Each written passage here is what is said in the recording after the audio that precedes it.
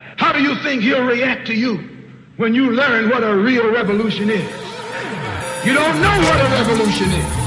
If you did, you wouldn't use it.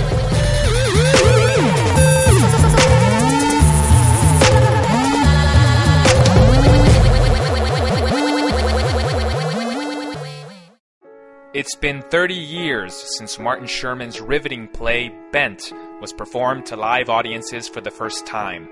And now, for its 30th anniversary, ION is teaming up with Diversionary Theatre to bring you this tale about love in the Holocaust. We spoke with some members of the cast to get their insights into the show.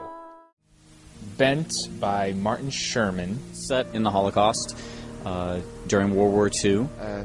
With the internment of prisoners, both branded as homosexuals, Jews, and a bit of the hierarchy that exists within the camp. The play is about a guy who gets arrested by Nazi officers under the suspicion of him being homosexual.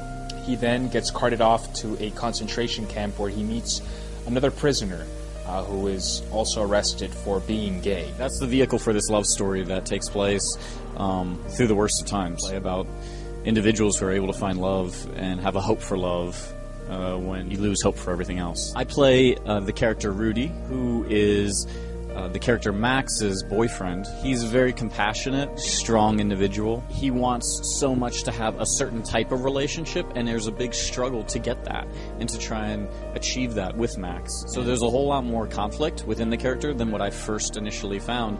And so through the process, I found that conflict. Max is a guy who likes to be in control of his situation, and when he loses control, he has trouble coping with that. I like the daily simplicities in people's lives and the everyday things that everybody has to deal with, coping with a situation that we don't like, instead of just a broad textbook overview of the Holocaust that has people's daily lives and them step by step trying to cope with it. I play the role of Uncle Freddie.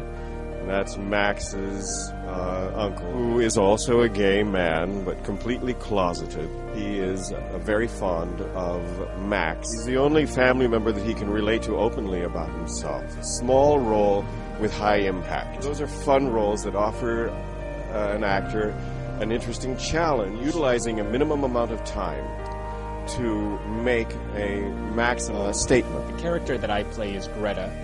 He is a female impersonator and club owner and performs the headline show at his club. He actually employs Rudy as a dancer in his show, and through Rudy he develops a relationship with Max. Greta is ruthless, a harsh businessman, but really that all just acts as a mask.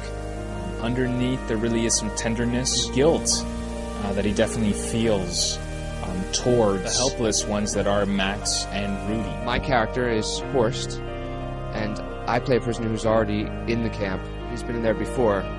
During the transport to Dachau, he comes in contact with the main character of the play, Max. One of the most unique challenges is that when they do arrive at the camp in Act 2, it's only me and another character for the entire act. So neither of us leave the stage, and all the dialogue is done under the same circumstance.